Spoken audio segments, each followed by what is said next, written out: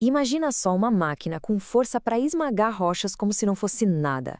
O que impede que essa força toda se vire contra ela mesma? Hoje, a gente vai mergulhar fundo no coração que mantém essa fera viva, o sistema de lubrificação do britador HP. Bom, vamos dar uma olhada nisso aqui. Este é o britador da série HP da Metson. É uma máquina feita para esmagar toneladas e mais toneladas de rocha por hora. A gente está falando de uma força descomunal, concentrada no equipamento só. É impressionante. Então, com tanta potência em jogo, a pergunta que não quer calar é: o que impede que essa máquina se destrua com todo o atrito e o calor que ela mesma gera? E a resposta está aqui na unidade de lubrificação. Pode pensar nela como o coração, sabe? O sistema circulatório do britador. É o herói anônimo que bombeia o óleo na vazão certinha, que pode ser de centenas de litros por minuto, garantindo não só que a máquina funcione, mas que ela dure por muito tempo. A principal missão desse sistema todo se resume a uma luta constante contra a temperatura. Porque, no fim das contas, o que define se a operação vai ser um sucesso ou um desastre é manter a viscosidade do óleo no ponto certo. E a escolha do óleo, claro, é fundamental. Por exemplo, um ISO VG 150 para climas mais frios ou um ISO VG 220, que é mais grosso, para lugares quentes. Então, se a temperatura do óleo estiver abaixo de 20 graus Celsius, não importa qual deles seja, ele vai ficar grosso demais, quase um mel. Tentar ligar a máquina assim seria um desastre para os componentes. Por isso, a primeira coisa a se fazer é aquecer esse óleo. Agora, aqui está a faixa de operação perfeita. Entre 40 e 55 graus, o óleo está com a viscosidade ideal. Ele flui com facilidade, mas ainda é espesso o suficiente para criar aquela película que protege as peças de metal. Exatamente aqui que o sistema quer trabalhar. Passou de 60 graus, aí a gente entra na zona de perigo. O óleo fica fino demais, ralo e perde a capacidade de lubrificar direito. O risco de atrito de metal com metal vira uma realidade. E é por isso que os sistemas de segurança entram em ação para desligar tudo e evitar um problema muito maior. Certo, mas como é que o sistema gerencia essa briga com a temperatura? Bom, existem basicamente duas filosofias de controle. Dois cérebros diferentes com a mesma missão, mas que trabalham de um jeito um pouco diferente. Vamos ver como cada um funciona. De um lado, a gente tem o sistema padrão, com 3 chaves. É bem direto, tipo um interruptor de luz. Chegou na temperatura X, liga. Chegou na Y, desliga. Simples e robusto. Do outro lado, tem o sistema com 2 sensores e um PLC, que é um controlador lógico programável. Esse já é mais sofisticado. É quase um computadorzinho que mede a temperatura o tempo todo, permitindo um controle muito mais fino e inteligente. Vamos começar com o primeiro desafio do dia, a partida a frio. Como é que o sistema garante que o óleo está pronto para começar o trabalho pesado com segurança? A lógica é bem simples.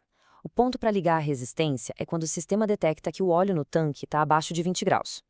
Aí ela liga e fica trabalhando até o óleo chegar no ponto de desligamento, que é de 25 graus. Chegou em 25, perfeito. Temperatura segura para dar a partida, a resistência desliga. E aqui estão eles, os responsáveis por fazer o trabalho pesado. É muito legal ver o equipamento por trás da lógica, né? São essas resistências de imersão que aquecem, literalmente, centenas de litros de óleo. E quanto tempo isso leva? Bom, depende muito da temperatura do lado de fora. Esse gráfico aqui mostra isso perfeitamente. Se o ambiente está a 10 graus, o aquecimento leva uns 20 minutos. Agora, se tiver um frio de 10 graus negativos, aí a espera aumenta para uns 45 minutos. Ok, o britador já está trabalhando a todo vapor, esmagando rocha e, claro, gerando muito, mas muito calor. Agora o desafio é o contrário. Como dissipar esse calor para manter o óleo naquela faixa ideal que a gente viu? Vamos para a fase de resfriamento. A ativação do resfriador também segue uma regra clara. O gatilho para ligar o radiador é quando o óleo que está voltando para o tanque passa de 45 graus. Nesse momento, o sistema já aciona o ventilador para começar a baixar essa temperatura. E é aqui que a gente vê outra grande diferença entre os dois cérebros. No sistema de 3 chaves, uma vez que o ventilador liga, ele fica ligado direto, sem parar. Já no sistema com PLC, o controle é muito mais esperto. A temperatura para desligar o radiador é de 35 graus. Bateu essa temperatura, o ventilador para, o que evita resfriar demais e ainda economiza uma boa energia. Mas e se alguma coisa der errado? E se a temperatura ou a pressão saírem muito dos limites? É aí que entram os guardiões automáticos, Os sistemas de segurança feitos exatamente para proteger a máquina quando as coisas apertam. A proteção contra o superaquecimento tem vários estágios. Nos sistemas com PLC, a primeira defesa acontece aos 55 graus. A alimentação de material para aliviar um pouco a carga. Assim que a temperatura volta para 50 graus, a alimentação recomeça. Mas se mesmo assim a temperatura continuar subindo e bater 60 graus, aí não tem conversa. O sistema desliga o britador inteiro. É a última barreira de proteção.